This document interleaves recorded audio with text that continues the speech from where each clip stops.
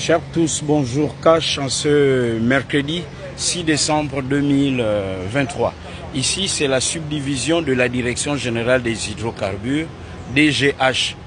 La Direction Générale est bien entendu à Libreville, à l'immeuble du 2 décembre. Alors, pourquoi je viens ici? C'est pour vous parler de quelque chose. Ici, à la Direction Générale des Hydrocarbures de Libreville, on marche à reculons.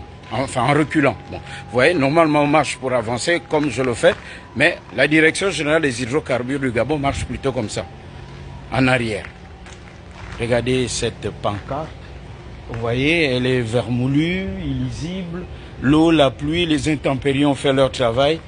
Et le drapeau du pays qui est autour de ce petit mât est complètement pris en otage.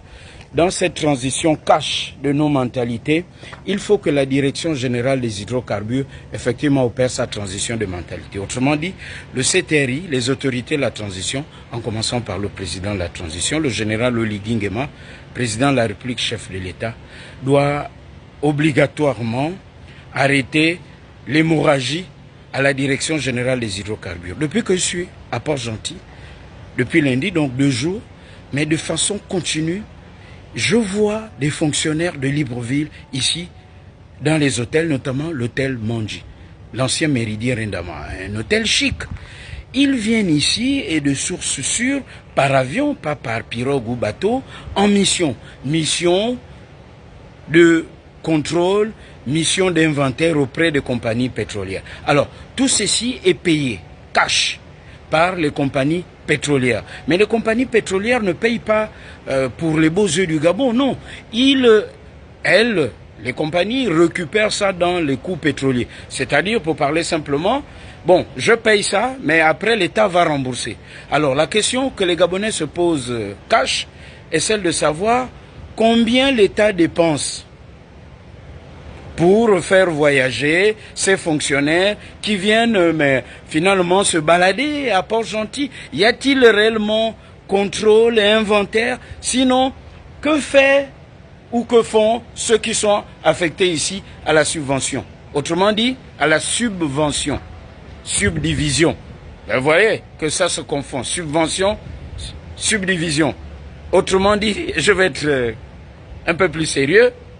À quoi sert donc la subdivision des hydrocarbures si les fonctionnaires qui sont à Libreville doivent finalement se retrouver dans ce qui s'apparente à un internat ici au Manji? La question est posée cash, car les Gabonais veulent les routes, les hôpitaux, les écoles, l'eau et l'électricité. Une bonne partie de l'argent du pétrole est gaspillé par ceux qui viennent finalement entre coquins et coquines.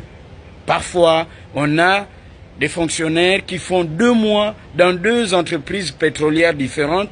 Si l'on prend le ratio de au moins, ce qui me revient, c'est à confirmer ou infirmer en commentaire, 140 000 francs jour de frais de mission. Il y a ceux qui vont un peu plus, les chefs de service, les directeurs. Quand c'est le DG, c'est peut-être à l'international, et là, c'est autre chose.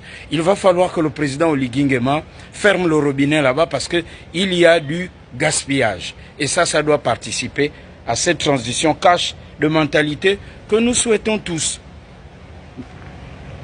La subdivision de la Direction Générale des Hydrocarbures ne sert plus à rien.